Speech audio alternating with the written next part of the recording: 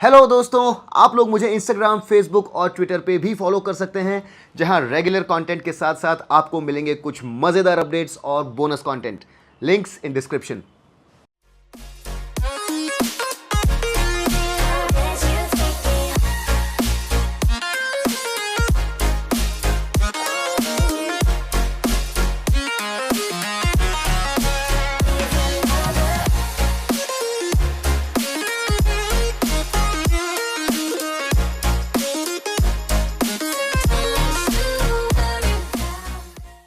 नमस्कार दोस्तों, स्वागत है आपका एक और इंटरेस्टिंग वीडियो में।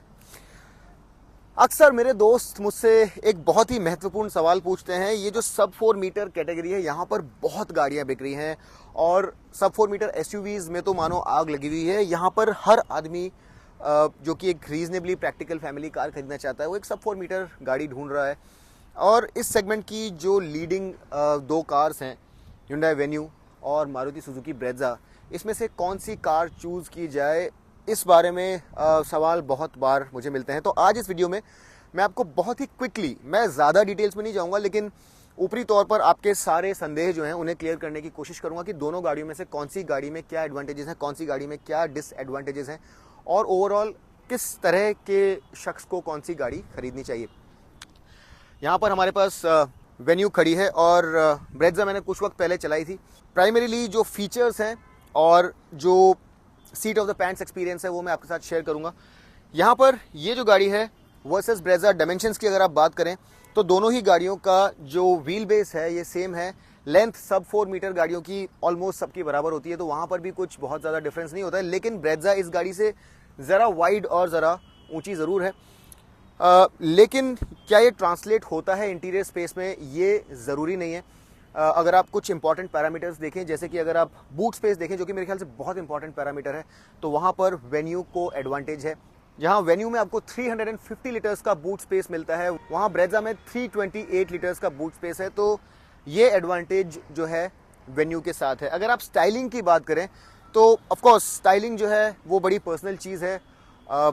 हर इंसान को एक अलग किस्म की गाड़ी ज़्यादा अच्छी लगती है और ये मेरे ख्याल से आप अपने हिसाब से देख सकते हैं कि आपको कौन सी गाड़ी देखने में ज़्यादा अच्छी लगती है। बट अगर आप प्रपोर्शंस की बात करें तो ओवरऑल अगर आप एक वेल राउंडेड डिज़ाइन के बारे में अगर देखें तो मेरे ख्याल से जो वेन्यू है ये एक ज़्यादा वेल राउंडेड डिज़ाइन है।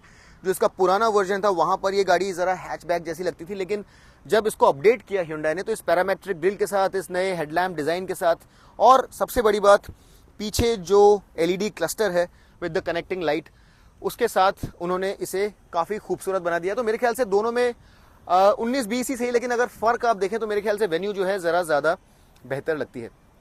ये बता देने के बावजूद मैं आपको एक इम्पॉर्टेंट फीचर जो आपको ब्रेज़ा में मिलती है और यहाँ नहीं मिलती है उसके बारे में बता देता हूँ। यहाँ आपको 360 डिग्री कैमरा नहीं मिलता है और ये एक उन रेयर फीचर्स में से एक है जहाँ पर ब्रेज़ा को वेन्यू के ऊपर एडवांटेज है। अदरवाइज़ आप देखेंगे कि इंटीरियर में यहाँ पर जो फीचर्स हैं वो आपको ब्रेज़ा से ज़्यादा मिलते हैं। ओवरऑल जो टेक्नोलॉजी यहाँ पर यूज़ की गई है वो ब्रेज़ा से बेहतर है, लेकिन 360 डिग्री कैमरा एक ऐसी फीचर है जो आपको ब्रेज़ा में यहाँ से बेहतर मिलेगी।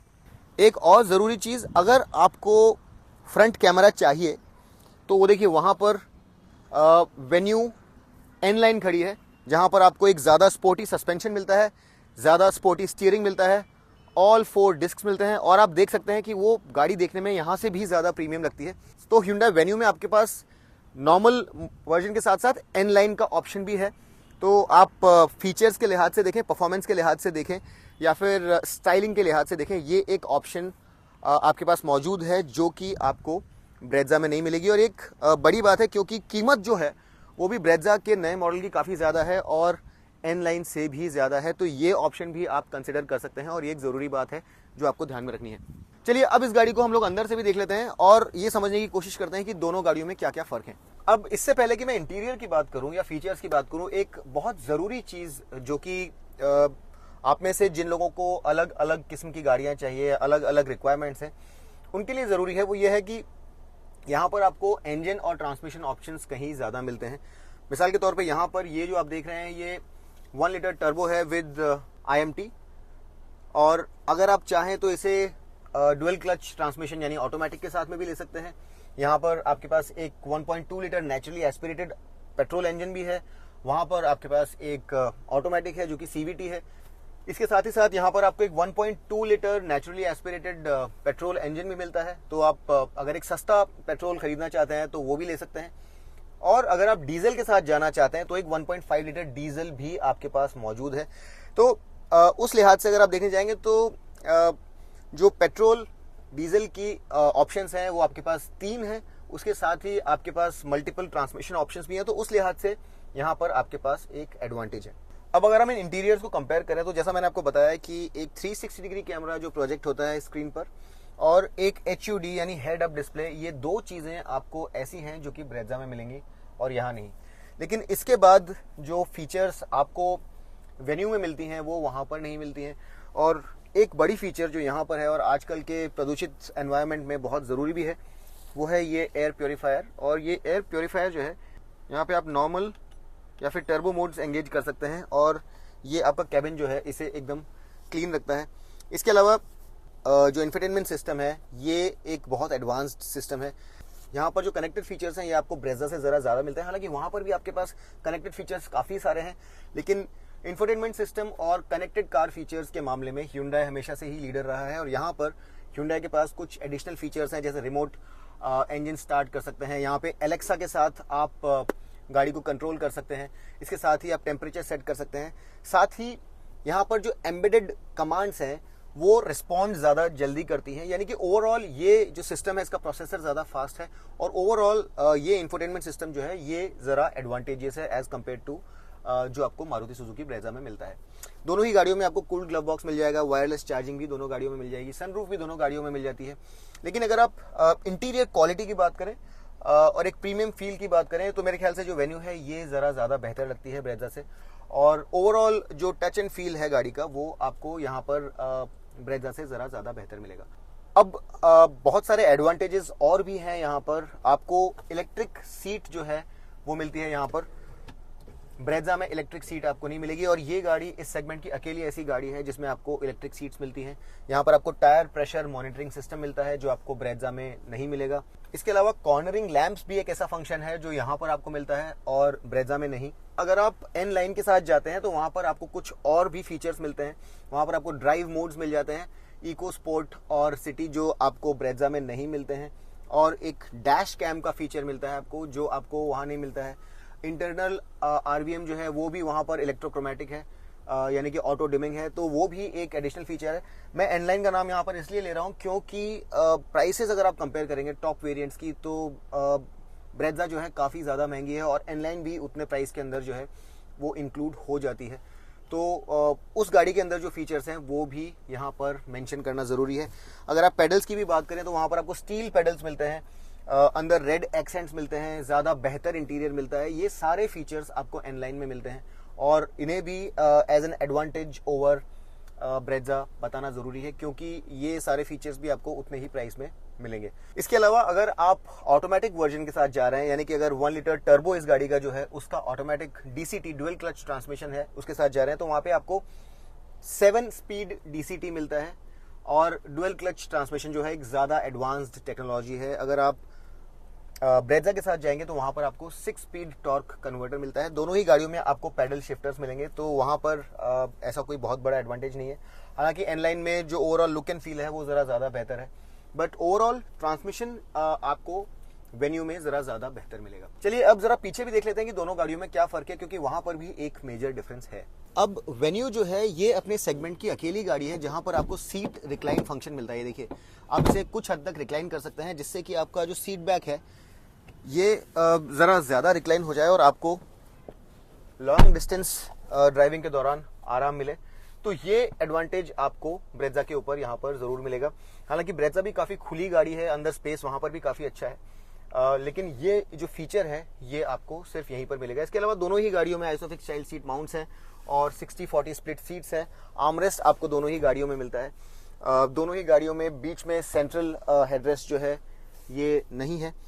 AC वेंट्स दोनों ही गाड़ियों में मौजूद हैं। तो बैक सीट में अगर आप देखने जाएंगे तो मेरे ख्याल से वेन्यू को एक ज़रा एडवांटेज है, क्योंकि यहाँ पर आपको रिक्लाइनिंग सीट बैक मिलता है जो कि सेगमेंट में और किसी गाड़ी में आपको नहीं मिलता है। ओवरऑल अगर आप फीचर्स की बात करें यहाँ पर, तो मेरे ख्याल से वेन्यू का पलड़ा ज़रा भारी है।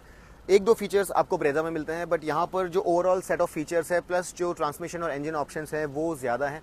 तो उस लिहाज से और प्रैक्टिकलिटी के लिहाज से भी, बूट बड़ा होने के कारण और पीछे वाली सीट के रिक्लाइनिंग होने के कारण ओवरऑल एज अ पैकेज आपको वेन्यू एक ज़्यादा परिपूर्ण गाड़ी के तौर पर अपने आप को प्रस्तुत करती है।